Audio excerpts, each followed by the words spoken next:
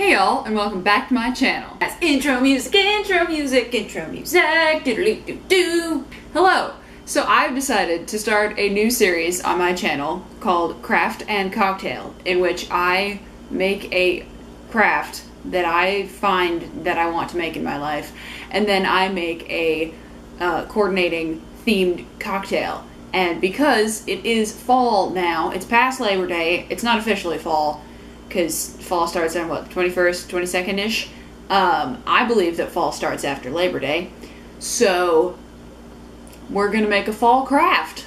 But first, we're gonna make a cocktail. So now we're in my kitchen, and the cocktail we're going to be making today is an apple cranberry Moscow Mule, which I've never made before. I found it on Pinterest and it looked like a fall-themed cocktail, so let's do this. The ingredients you will need for this cocktail are, for one drink, 1/8 of a cup of cranberry juice, which is an ounce, 1 ginger beer, a 1/4 cup or 2 ounces of sparkling apple juice, ice, and 2 ounces of vodka.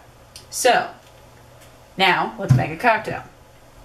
So I have a shaker full of ice, and to it I am going to add 2 ounces of vodka.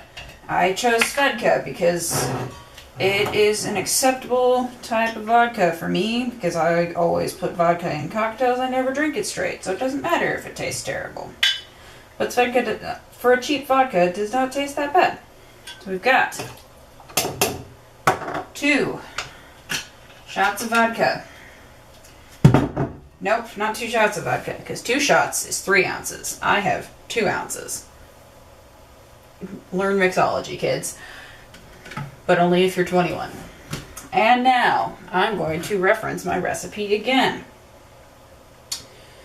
1/4 cup, 1 ounce of cranberry juice. Alright, I'm going to put 1 ounce of cranberry juice into my shaker.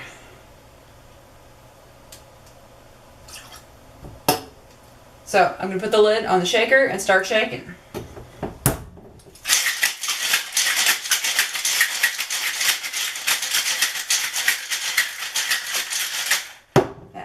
Cold. Alright, so now I have the typical Moscow Mule mug, which is a copper mug because it helps keep the drink colder, longer, and I've put it like half full of ice, I think is what you're supposed to do, don't really know. And now I'm going to open my ginger beer, which was technically a twist off and I didn't need that bottle opener, but I did it anyway. Going to let the fizz settle down.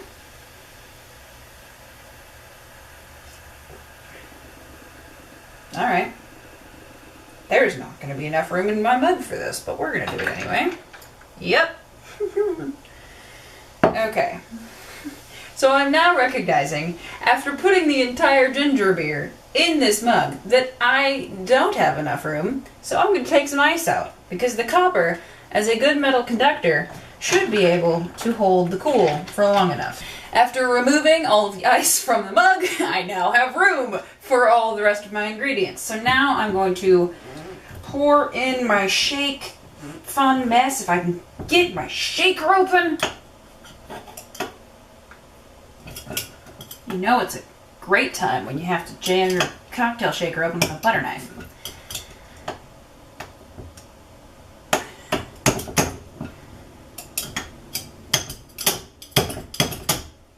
Please come off. Ta-da! It's not supposed to happen, but you know, I'm not a mixologist. I am just a 22-year-old woman trying to drink a fun cocktail on a Saturday night. Alright, so now the cranberry vodka mess is going to go in very slowly, because apparently that's how we want to do this.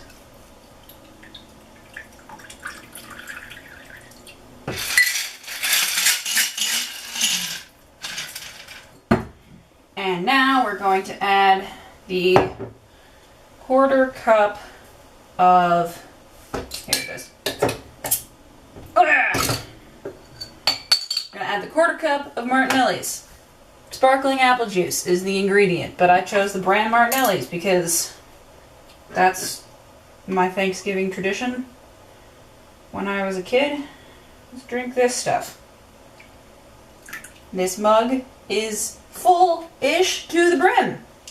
So now let's stir it up with this butter knife to make sure everything's nice and combined. And let's have a taste. If we can pick the mug up.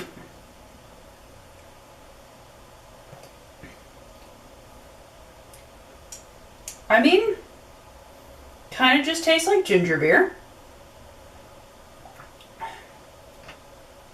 It's not bad though. Alright, now we're heading back over to the craft table. The craft I will be making today, I will insert a picture here, is a fall-themed pumpkin centerpiece. That was my inspiration image, and then I'm gonna just do some other fun things to it. So basically, it's gonna be a pumpkin, and the pumpkin that I have is not cream colored, so I need to paint it cream colored. And then I'm going to bedazzle the pumpkin with a not actual bedazzler. I'm just gonna stick some gems and pearls on it, and then put some flowers on top and just see what happens. The crafting supplies that I selected for today's craft were all purchased at Joann's and Michael's.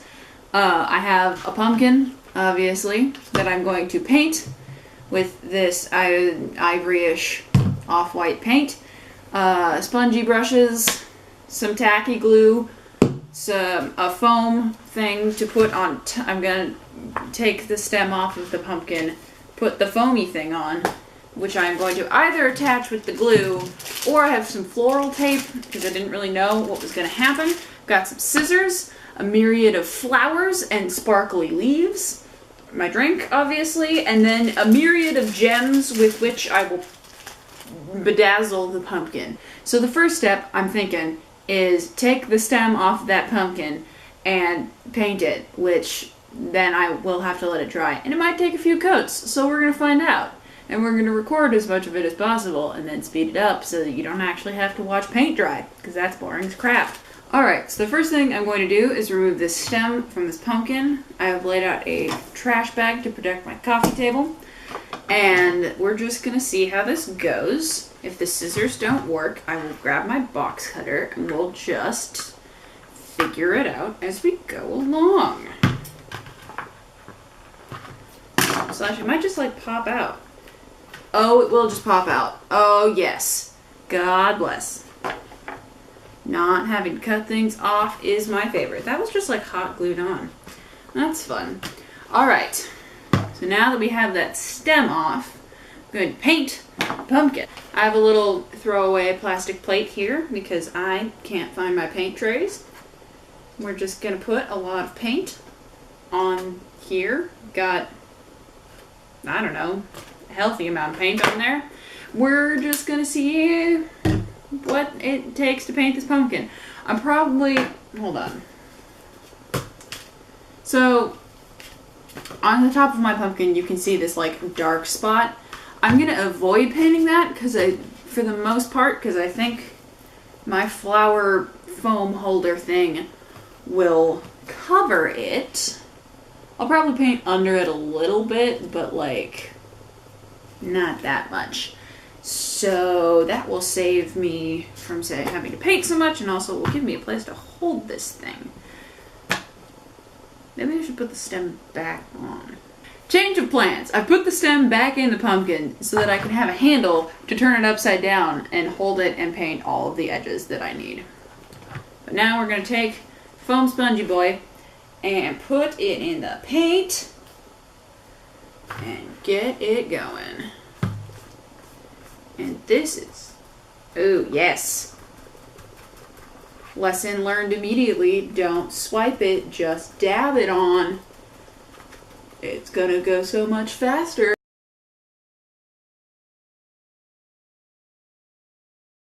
Okay, I'm realizing now.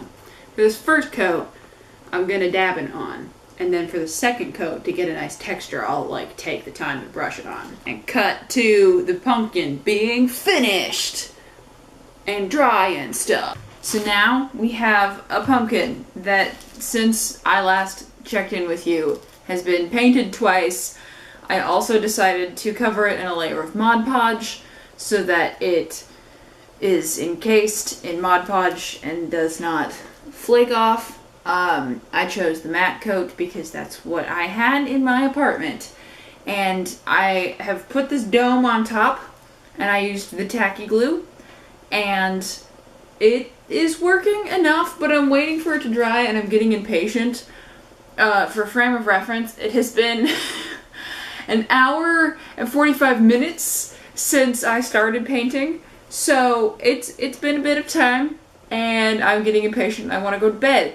So we're just going to start the bedazzling process and wait for this to dry, and we might continue this video tomorrow. We'll find out. But let's get some bedazzlement going on. So I've got all sorts of fun stuff. I've got like copper gems and a variety pack of some gems. These are some orange ones, gold glitter dots, some silver and gold rhinestones. Rhinestones is the best way to describe these things. Pearls, and more pearls. Because I thought it would be nice to mix textures. My speaking is real great, and you can tell that I have refreshed my drink. I also changed the recipe a little bit.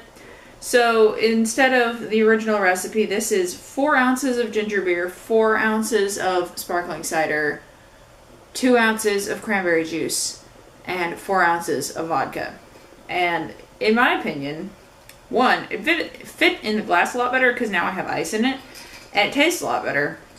It has more vodka in it. So, like, to me, all around success.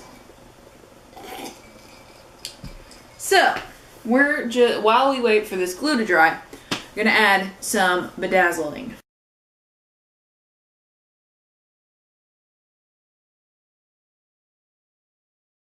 Alright, so as you can see, about an hour-ish later, this pumpkin is adorable and covered in rhinestones. Da-da-da-da-da. I had a lot of fun doing it. It took forever. Now we're going to move on to putting the flowers in, and this is, I've already, I went to the craft store and the flowers came in like big bunches, so I have separated them into individual flowers, and then I'm going to place them into the arrangement, and I might need to shorten them, I don't know. We're gonna figure this out, and just, it's gonna go.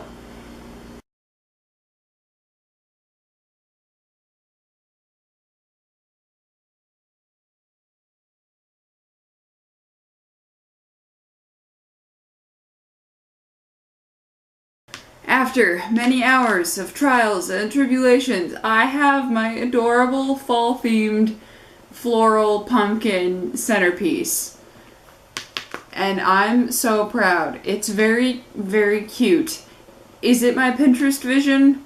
No. But did I have hours of fun relaxing after a week of work creating it?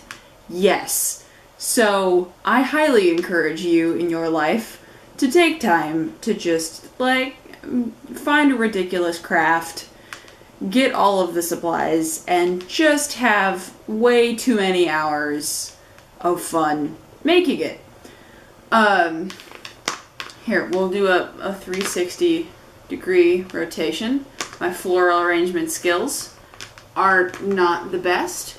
You'd think, for being a designer, that I would be better at this, but you know, it just allows for improvement in the future. Please like this video to let me know you enjoyed your time here, subscribe to my channel so you never miss another video, and leave me a comment down below letting me know what you think. Thanks for watching, and I'll see y'all on the flip-flop.